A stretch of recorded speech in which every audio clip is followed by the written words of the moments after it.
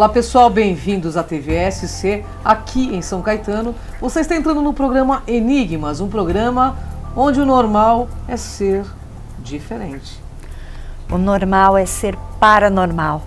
Tudo bem, Cris? Tudo bem, Kátia Gaia? Que honra, né, Kátia Gaia? É um prazer imenso estar aqui toda quinta-feira às 18h30. É verdade, né? Com vocês, Vamos agradecer ao pessoal da produção que tanto nos ampara aqui também, né? E olha, Kátia super elogiados, todo mundo está amando o programa, principalmente a produção do programa, a direção. É verdade, eu recebo... Então, ó, meus parabéns, vocês estão muito bons. É verdade, eu recebo mais de 3.000 e-mails por dia e isso é uma realidade. É verdade. Todo mundo agradecendo a produção da NET, do Canal 3 aqui, né? TVSC. Isso mesmo. Bom, mas nós temos uma pauta importantíssima, né, Cláudia? E antes disso, a gente pode avisar o pessoal que eles podem, através do Facebook, eles podem no WhatsApp e no nosso site, aqui da TV, entrar em contato e mandar sua pergunta. Eu ia falar do Facebook, mas também pode? Então, perfeito, também pode. É verdade. Temos uma sumidade aqui, pessoal. Ele é agente psíquico, ele é palestrante de cunho internacional, transpessoal também. Verdade, Kátia Gaia. E ele é uma pessoa já conhecida aqui no Enigmas, porque todo mundo adora quando ele vem aqui, né, Cris? Ele é polêmico, gente, mas ele tem muito conhecimento. Vamos apresentar Ricardo Mafia. Olá, Ricardo. Olá, Seja Kátia. bem-vindo ao programa Enigmas. Honra enorme estar contigo. Você já é remido da casa, né, Ricardo? Faço parte sou sócio aqui de carteirinha do É programa verdade. Enigmas, né? E Quero sempre divide muitos conhecimentos conosco. de coração, agradeço a Kátia, a você, Cris, Gratidão ao a você, pessoal da cara. produção dessa TV, pessoal bem organizado, bem articulado, bem sincronizado, a você que nos assiste e que me assistiu outras vezes. Para mim é uma honra estar aqui, eu agradeço. Muito Bom, obrigado. Nós que temos que agradecer, afinal de contas, o Ricardo, ele divide o conhecimento que é para compartilhar esse mundo de consciência aqui na Terra. Bem, Ricardo, temos uma pergunta que não quer calar, né, Kátia Gaia? É verdade, Cris. O que é consciência transpessoal? Foi bem definida pelo Abraham Maslow. O Abraham Maslow, em cima daquilo que ele colocou até na grade curricular das universidades, principalmente de administração e psicologia, as hierarquias das necessidades de Maslow, né? Seguranças fisiológicas, necessidades de segurança, no caso, emprego, trabalho, né? Necessidades fisiológicas, segurança, necessidades sociais, uma forma de você ter a necessidade, redundância, de se relacionar com pessoas proativas, necessidade de pertencimento, autoimagem, autorrealização, é o que você estar fazendo o que gosta e estar tendo o retorno devido. Acima disso, nós encontramos no topo dessa pirâmide as experiências de pico de Maslow, que é justamente o que nós falamos de expansão de consciência. Expansão de consciência é essa que foi estudada em parte pelo Jung, depois pelo Roberto Assaglioli, um grande psiquiatra italiano, e aí nós vimos surgir a psicologia transpessoal que cuida desses estados de expansão de consciência. Então, expansão de consciência é sinônimo, você que está nos vendo, de consciência transpessoal.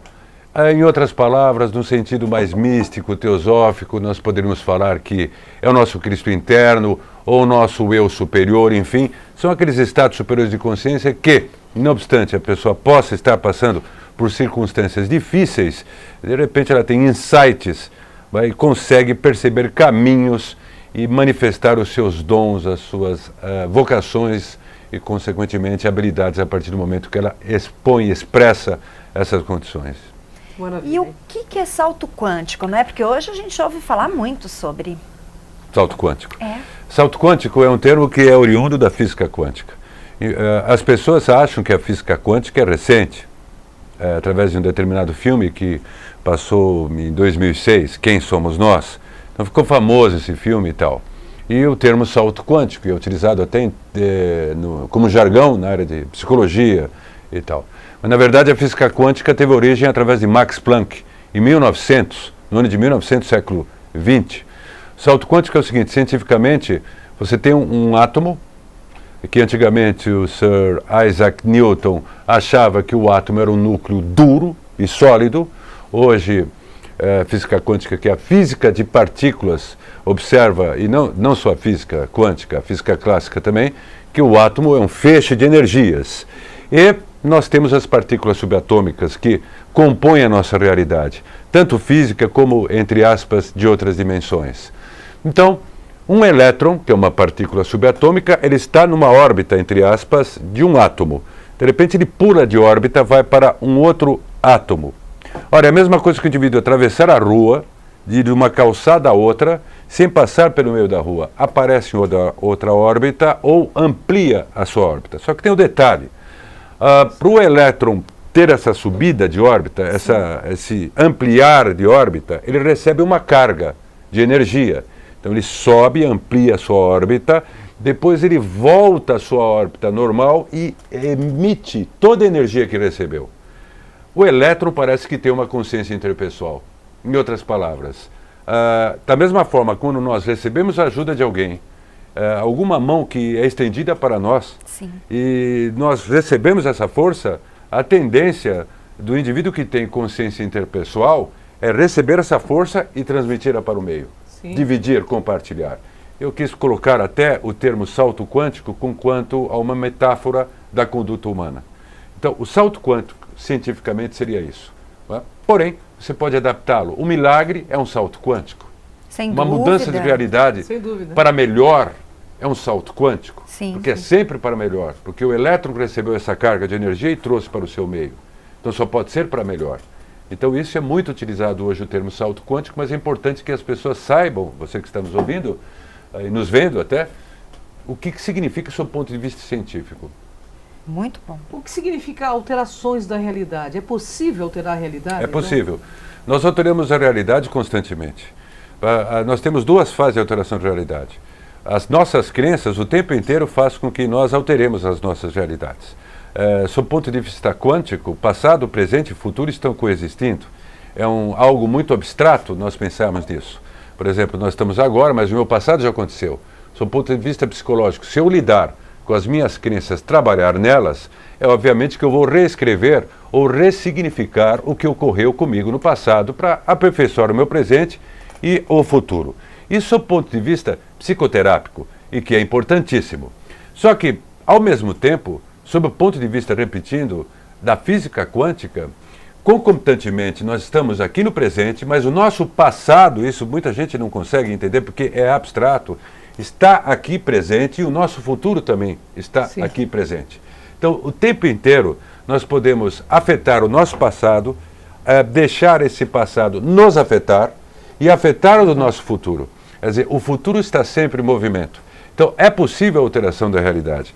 Mas esse alterar de realidade não é uma coisa tão simples, porque, em primeiro lugar, tem que começar sob o ponto de vista psicológico, ou seja, você quebrar as suas crenças, entrar num processo de autoconhecimento. Como tudo faz parte, tudo que existe nesse planeta, aqui esse estúdio é uma malha de partículas subatômicas, se o indivíduo conseguir desenvolver uma condição importante para atuar nessas partículas subatômicas, ele consegue mudar um contexto importante da sua própria vida. E olha, há pessoas que conseguem fazer isso, de repente tem pessoas iluminadas, entre aspas, que conseguem fazer isso sem a nossa percepção comum perceber.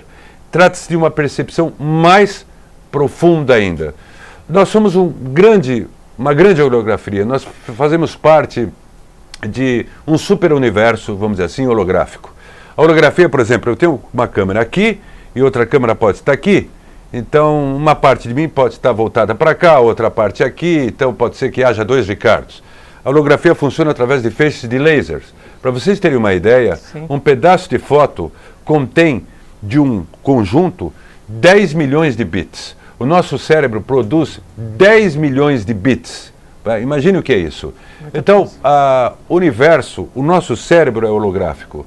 O Carl Priemann, que foi neurofisiologista de Stanford, ele definiu bem essa questão da holografia, porque ele associa a holografia às nossas memórias. Sim. E o David Bohm, um outro físico que olha muito bem para esses lados aí, com quanto essa percepção holográfica da realidade, que é o caminho, vamos dizer assim, da própria física quântica, num alto nível importante, nos passa, de certa forma, até o que o misticismo, Sim. não misticismo distorcido, um esoterismo sério, que na verdade é um processo real de autoconhecimento, que tem a ver com a parte da percepção transpessoal, no caso, de certa forma coaduna-se essa percepção da física quântica com esse universo holográfico e que nós podemos sim modificar toda uma questão real da nossa realidade, uma redundância minha. Quando se fala de tudo é maia, isso independe, tudo é maia e não é, em função da impermanência. Mas sim. Nós podemos, quando a pessoa fala, se você coloca atenção em algo, os elétrons, as partículas subatômicas reagem à sua atenção, sem dúvida. Mas para mudar a realidade, tem que ter uma tremenda atenção, uma tremenda convicção de que você quer, do que você quer e principalmente do que você é. Então, para isso é necessário o autoconhecimento. Com Sem certeza. dúvida. Nós temos uma pergunta aqui, né, Cátia? Mas eu quero só alinhavar antes de ir para um outro tema, porque é muito interessante saber se existem ou se há condições de gerar distúrbios psicossomáticos que possam ser, nesse processo todo de mudança, né, de alteração de realidade. É possível? É possível, sim, e é o que mais acontece. Porque um psiquiatra tcheco, Stanislas Grof, que desenvolveu o que nós chamamos de respiração holotrópica, ele começou a fazer observações das pessoas que estavam em estado alterado de consciência e em expansão de consciência. Sim. Então, o São João da Cruz, quando escreveu A Noite Escura da Alma, ele não tinha, vamos dizer assim, as palavras, os termos que nós temos hoje em dia. Mas quando existe uma expansão de consciência, a nossa consciência é apoiada em veículos sutis, que nós conhecemos, as pessoas conhecem claramente, corpo bioenergético, corpo astral, que tem a ver com o nosso sistema neurovegetativo, corpo mental. Quando esses corpos vibram numa frequência superior ao normal, vai reverberar aonde? As pessoas esquecem do corpo físico.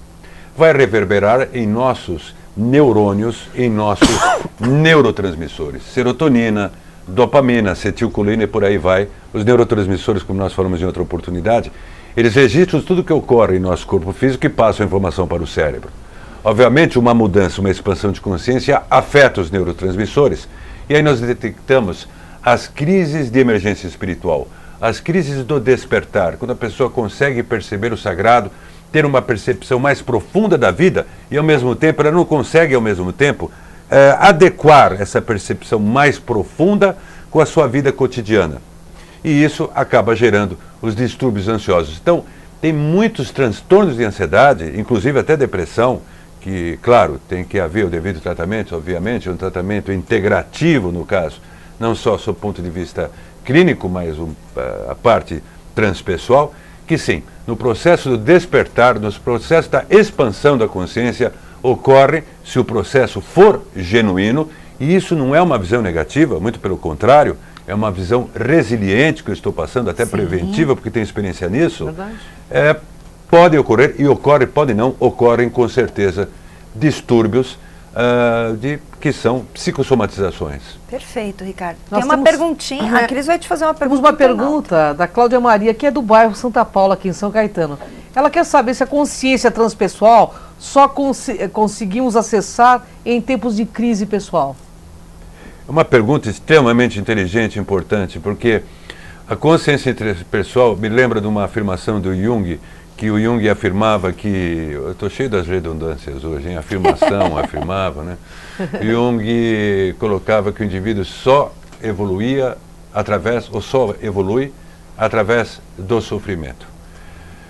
É uma realidade, enquanto não há a individuação, o processo de individuação, sim, há o sofrimento. Você muda, toda mudança provoca uma crise.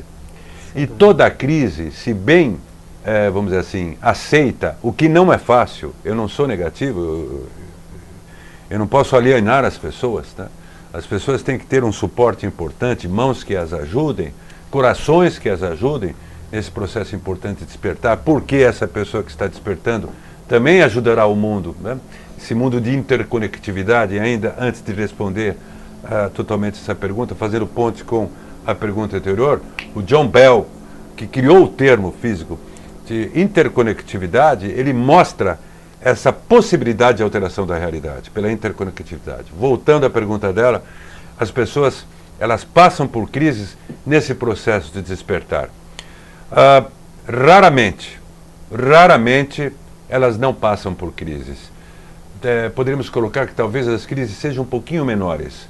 Todo o processo de despertar, a pessoa vai mudar os paradigmas e acaba passando por crise. Da mesma forma que o indivíduo vai fazer uma universidade, vai cumprir aquela grade curricular, vai fazer o TCC, tem crise, não tem? Claro, tem um esforço. Sem dúvida. E para ele adquirir habilidade na função a qual ele acabou de se formar, ele só vai conseguir habilidade através dos erros e acertos na vida dele para ele se tornar um bom profissional. Com A certeza. pergunta dela é pertinente e eu digo e afirmo categoricamente que sim.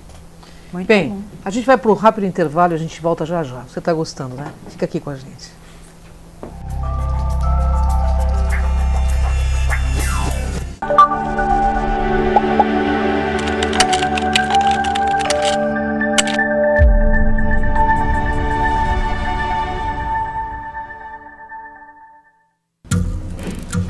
As formas de comunicação mudaram, porém a necessidade das pessoas serem ouvidas continua igual.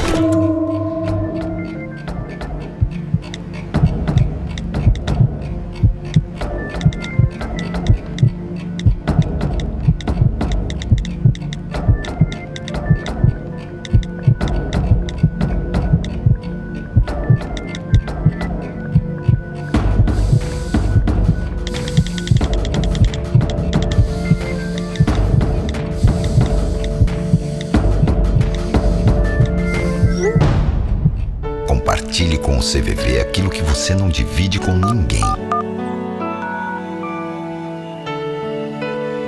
Valorizar a vida, é isso que o CVV faz. Ligue 141 ou acesse cvv.org.br e receba apoio emocional. E aguarde, vem aí, Vivendo Plenamente, o programa do CVV na TV. TVSC, a TV de São Caetano.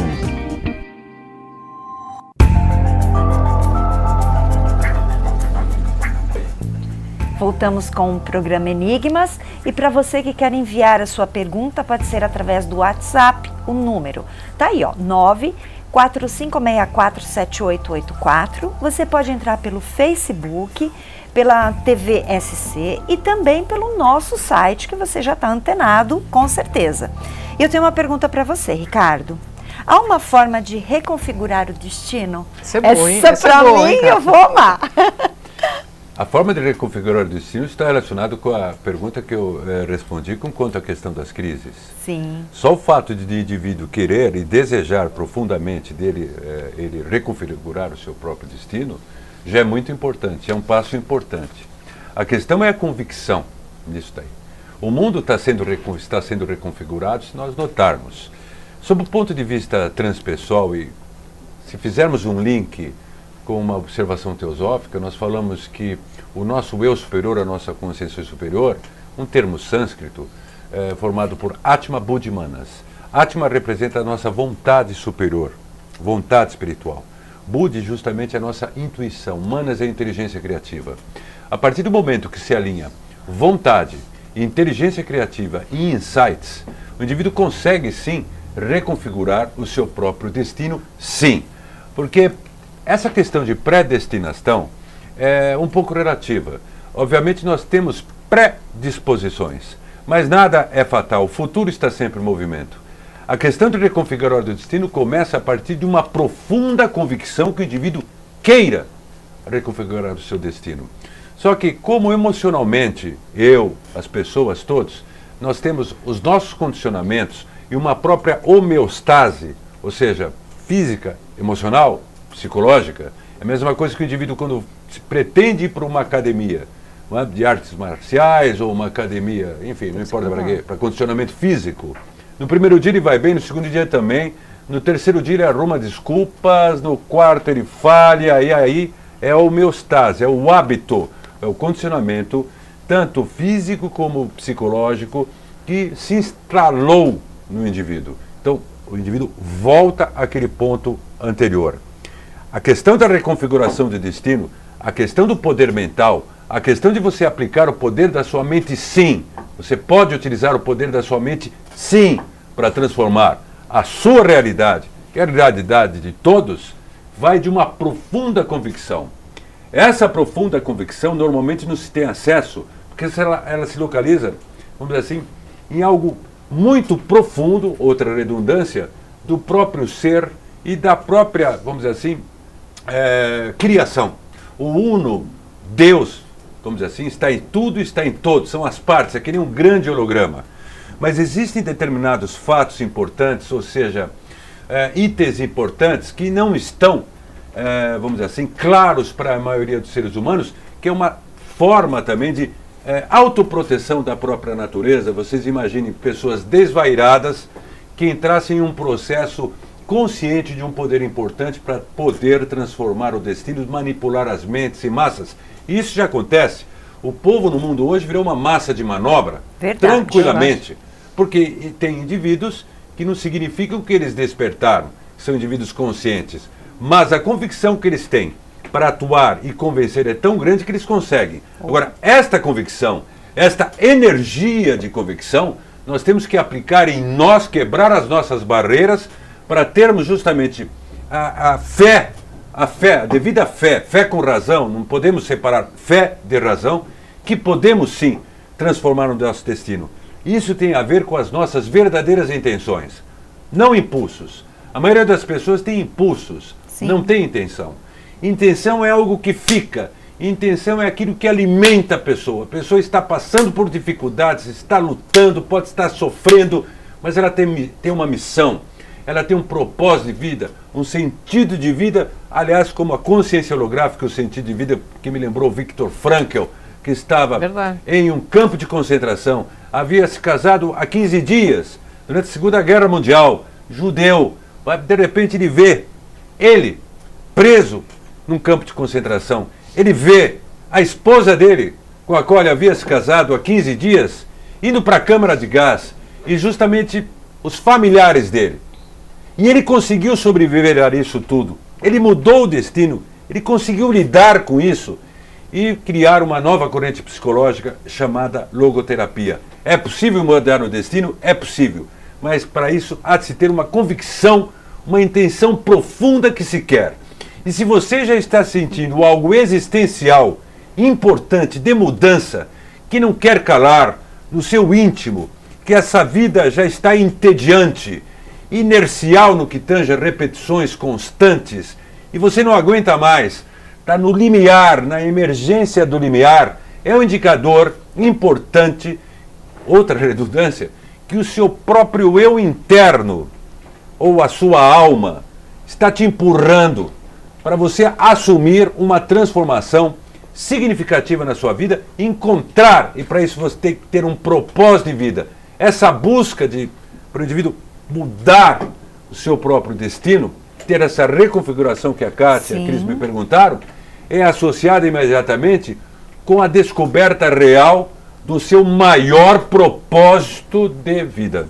Bem, muita convicção nisso. Olha, Maçom Grau 33, né, falando com todo conhecimento de causa, né, você é o Maçom Grau 33, já um Illuminati. Eu sou um Illuminati, sou Grau 33, faço parte da grande loja maçônica do Estado de São Paulo e do Supremo Conselho do Rito Escocês para a República Federativa do Brasil. Bem, nós temos uma pergunta para esse Illuminati, então. O Fred Bertoni, ele está perguntando o seguinte, ele gostaria de saber se na expansão da consciência o indivíduo pode se perder caindo num caminho negativo. Existe essa possibilidade, sim. Tanto é que nos próprios processos de individuação, as pessoas falam, o indivíduo que passa por esse processo de individuação, de que, vamos dizer assim, desperta o seu self, não é? Nós temos o ego, a estrutura da psicanalítica nossa, e nós temos o self, né, derivado Freud e Jung. A partir do momento que o indivíduo torna-se cônscio de si mesmo, que não é uma tarefa fácil, porque a maioria das pessoas, não obstante elas possam ser bem-sucedidas, em função de educação, em função de formação, elas podem ser bem-sucedidas, mas a maioria das pessoas vive uma vida robótica. Elas repetem, elas não criam, elas não inovam. Então isso é uma vida robótica. Elas podem contribuir, olha, já é um ato heróico. Você ter muita competência, contribuir para o meio, criar família, isso é um ato heróico hoje em dia. Porém, muitas pessoas com essa competência acabam caindo numa inércia de uma vida robótica. Para a pessoa não envelhecer, o Philip Kotler, que até falava, e o Peter Drucker também, o indivíduo tem que constantemente buscar o conhecimento para evoluir.